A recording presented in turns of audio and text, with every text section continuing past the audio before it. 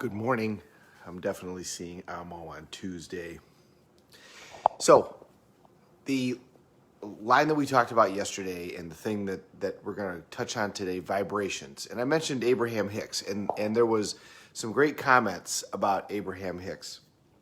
And if you've never watched Abraham Hicks, very, very interesting, basis for that situation. But let me tell you, like I said, whether or not you think that makes sense or don't think that makes sense doesn't really matter. What really is interesting is the conversations, because the conversations are just fantastic. And my line was, we're not human beings having a spiritual experience, we're spiritual beings having a human experience. And that's really kind of a Hindu approach. But if you think about it, every major religion really has that belief. I mean, let's think about this. In every religion, there is this belief talking about holy people have a certain energy. And in every religion, there's talking about that there's something that lives inside the body and that the body is just a vessel, whether it's a soul or whether it's essence or whether it's energy, but that there's something that lives on. That there's something that existed before our body, and then there's our body, and then there's something that lives after our body. Which, if you've ever been present when somebody dies, which I have, you can really kind of feel that. You can feel that there's this presence that all of a sudden goes away. The other thing, if you think about it, is, the Hindus talk about this a lot. They talk about energy, they talk about light, they talk about exchanging energies, they talk about healing, and really that ancient religion has a lot of great stuff for all of us to think about. And the other thing is, every religion has their religious people, whether it's their equivalent of a priest or some sort of religious leader, or if it's the holy people, they all have some sort of crown of energy around their head, whether it's an actual halo or whether it's, even from Jesus Christ to the Buddhist gods to all of the gods in Hinduism, which there's many, they all have this aura around them that's energy. And we all now know that we are connected by energy. This idea that the Hindus had a long time ago, and every religion has really talked about. The Christians have said forever, so have the Jews, so have many other religions, that if you pray for people, they'll heal faster. Well, that's now been scientifically proven. And the Hindus forever ago knew that they could use energy to heal people. If people sent other people positive energy, whether they knew it, no matter how far they were around the world, that it positively impacts them. And that's because we're all connected. We're all connected in this soup of energy. And science has now proved all of these things, that in fact, that's all true. So that is really the power of manifestation. And that's the power of positive thinking. We in the Tony world say, whatever you focus on, you get. That's a simple way of saying that. If you focus on negativity, that's what you're going to get. If you focus on what's going to go wrong, well, then that's what you're going to get. So it's all really saying the same thing. And this is what's so important about positive thinking, about focusing on your goals, about looking towards the future and not towards the past, about thinking about what you want as opposed to what you don't want, about starting your day looking at where you're headed as opposed to starting your day looking at Twitter.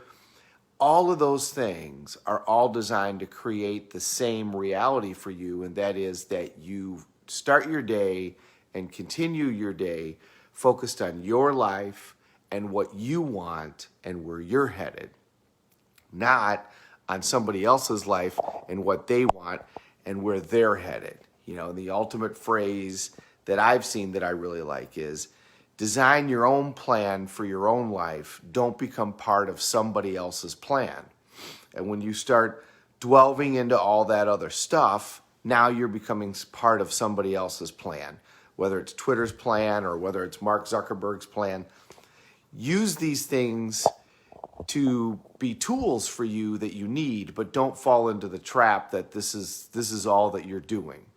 And that's why every day my approach is to get up and look at my roles, look at my goals, look at my towards values, look at my mission statement, look at my primary question, look at where I'm headed every day. And then there's a series of incantations. There's an athletic type response so that then I can incant that stuff into my body every day. But again, remember that this whole idea of this quantum soup is an idea that every religion embraces, and now every science embraces, that we're all connected. And the energy that we somehow harness is connected to everybody else. And this matter comes and goes. Your body replaces itself almost entirely every year, and definitely replaces itself every 3 years. Every cell dies and new cells are grown. So the matter just keeps flowing in and out. You could have cells in your body that were some piece of dust when Jesus Christ was walking around. You could have cells in your body that were part of the ginkgo tree that Buddha sat under when he discovered nirvana, and they just come and go. But the energy, your essence, your soul, your whatever, is what holds that all together. And that's what the theory of manifestation is talking about. When you focus on things, then that's what becomes your reality. Deepak Chopra, who is a great teacher of these kind of things and a classically trained physician. He went to Harvard Medical School. He was the head of the Johns Hopkins or Boston School of Medicine, I forget which one. But he was the head of a huge medical center and then got into Ayurvedic medicine. He has been successful in getting people to get rid of cancer simply by making the distinction in their body that the cancer cells are dying too, just like all the other cells. And when the new cells come back, just make a mental distinction to focus on that the new cells are healthy.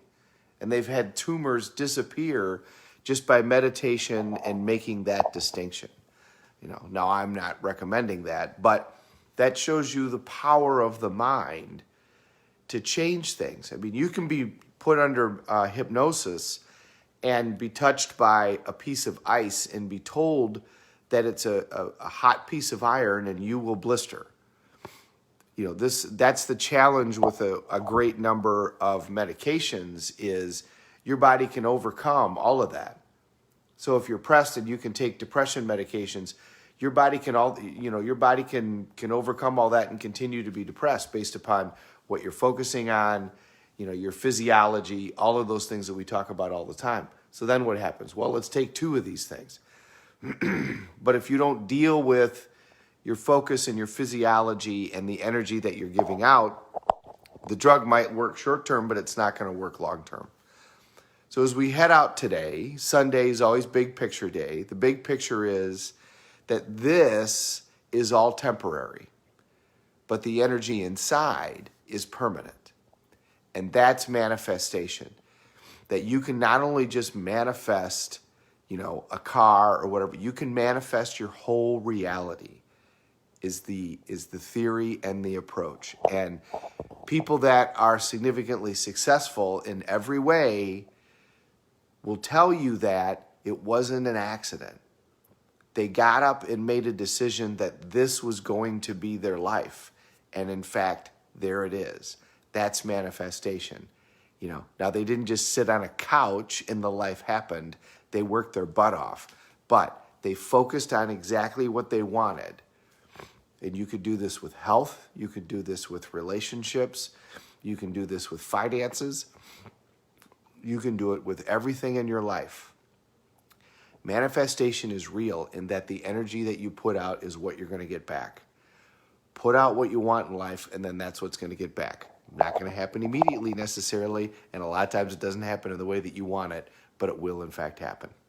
Have a great day, everybody. Thanks for watching. We're all in this together. Let's take care of each other.